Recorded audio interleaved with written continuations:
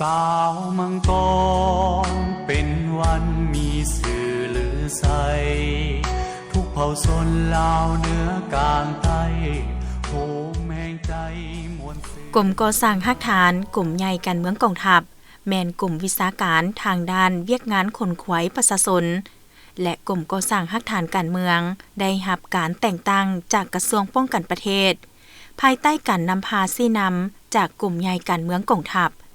มีภาระบทบาทเป็นเสนาธิการให้คณะนำกระทรวงป้องกันประเทศก็คือกลุ่มใหญ่การเมืองกองทัพมีหน้าที่ประสานสมทบกับบรรดากระทรวงที่เกี่ยวข้ององค์การปกครองท้องถิ่นบรรดากรมกองกำลังหลวงและกำลังท้องถิ่นในขอบเขตทั่วประเทศเฮ็ดหน้าที่ขนขวายประชาชนหันกำลังลงก่อสร้างฮักฐานการเมืองตามมูลเสื้อของกองทัพตาม4เนื้อใน4คาดหมายโดยติดพันกับเวียกงาน3สร้างสหายพันเอกคำหังใส่มงคุณเลขาหน่วยผักหัวหน้ากลุ่มก่อสร้างฮักฐานกลุ่มใหญ่การเมืองกองทัพได้ให้สัมภาษณ์ตื่มบากลุ่มก่อสร้างฮักฐานชื่อย่อว่ากสท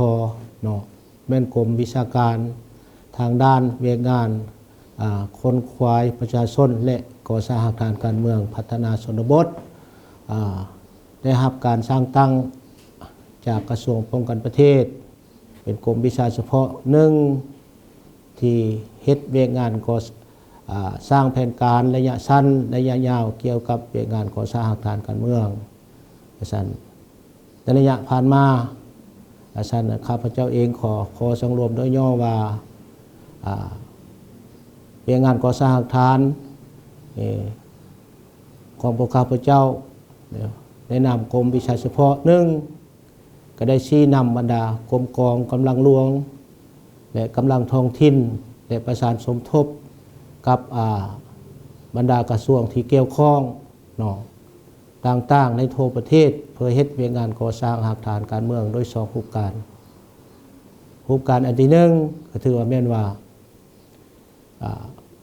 ลงก่อสร้างฮักฐานแบบมูลเชื่อเนาะถือหมายว่ากรมกองพวกเฮานี่ตั้งทัพอยู่บนใดแม่นลงก่อสร้างฮักฐานแบบมูลเชื่อช่วยเหลือพ่อแม่ประชาชนและอำนาจการปกครองอยู่ในขอบเขตตัวเองตั้งทัพอยู่มาฮอดปัจจุบันนี้ถือว่าพวกเฮาก็มีอยู่ 1,000 เนาะ107หัวหน่วยกรมกองที่ลงก่อสร้างฮักฐานแบบมูลเชื่ออยู่ในทั่วประเทศและมีกำลังทั้งหมดนี่ก็ 4,141 สหายรวมเอาใน17แขวง1นครหลวง3นครมี145ตัวเมืองเนาะมี 8,507 บ้านถือว่ามาฮอดปัจจุบันนี้พวกเฮาก็นอกจากอันนั้นแล้วถือพวกเฮายังได้เฮ็ดลงทางลึกลงก่อสร้างฮักฐานทางลึกหมายว่าตาม4เนื้อใน4คาดหมาย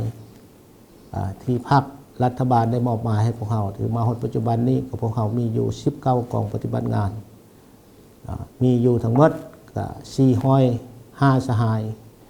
ที่ลงก่อสร้างฮักฐานการเมืองเนาะลงก่อสร้างฮักฐานตามการเมืองอยู่ใน15แขวงมีอยู่26เมือง28จุดซุ่มมี138หมู่บ้านที่ภาครัฐบาลก็คือกระทรวงป้องกันประเทศได้มอบหมายให้พวกเราได้เฮ็ดปัจจุบันนี้อันนี้สมทบกับท้องถิ่นอยู่แต่ละบ้านแต่ละแขวงถือว่าในระยะผ่านมานะอันนั้นแม่นถือว่าพวกเราได้เฮ็ดอยู่ใน2โครงการใหญ่นอกจากนั้นก็ยังมีเวียกงานอื่นๆที่ปิ่นอ้อมอยู่บรรดาจุดซุ่มต่าง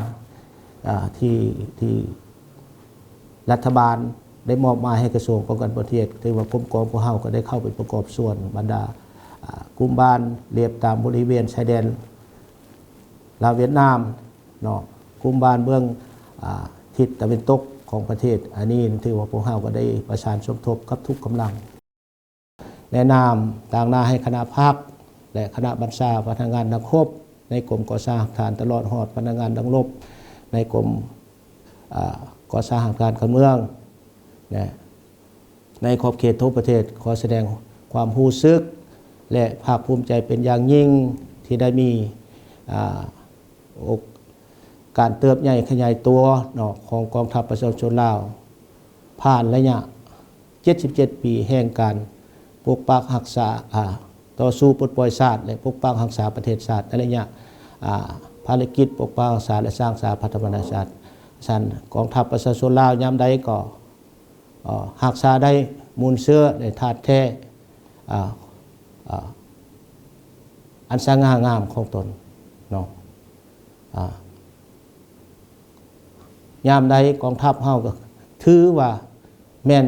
เกิดมาจากประชาชนอยู่นำประชาชน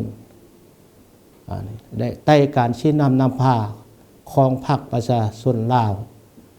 เป็นผู้ชี้นำบรรษาโดยกงเป็นผู้ศึกษาอบรมบ่มสอนกองทัพประชาชนลาวจึงมีธาตุแท้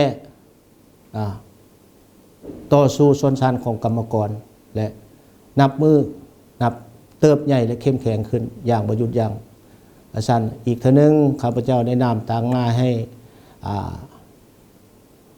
คณะนำกรมก่อสร้างทานก็คือพนักงานนักรบในโทษกรมก่อสร้างทานขออวยชัยให้พรให้การนำภาครัฐจงชี้นำพาเพื่อให้ใดให้ประเทศชาติก้าวขึ้นเนาะให้เติบใหญ่และเข้มแข็งอย่างบ่หยุดยั้งแต่อวยพรให้ได้การนำกระทรวงป้องกันประเทศโดยเฉพาะกรมใหญ่การเมืองกองทัพเฮ็ดอะไรชี้นำพากองทัพประชาชนลาวให้เป็นกายเป็นกองทัพที่เข้มแข็งและทันสมัยเนาะแต่ก็อวยพรได้บรรดาพนักงานนักรบในโทษกองทัพประชาชนลาวในโทษกองทัพประชาชนลาวนี่ที่พวมปฏิบัติหน้าที่อยู่บรรดากรมกองก็คืออยู่บรรดาเขตทุรกันดารจงมีแต่ความผาสุกในชีวิตส่วนตัวและครอบครัวเนาะขอขอบใจพักจงมันยืนนำใจสามังกร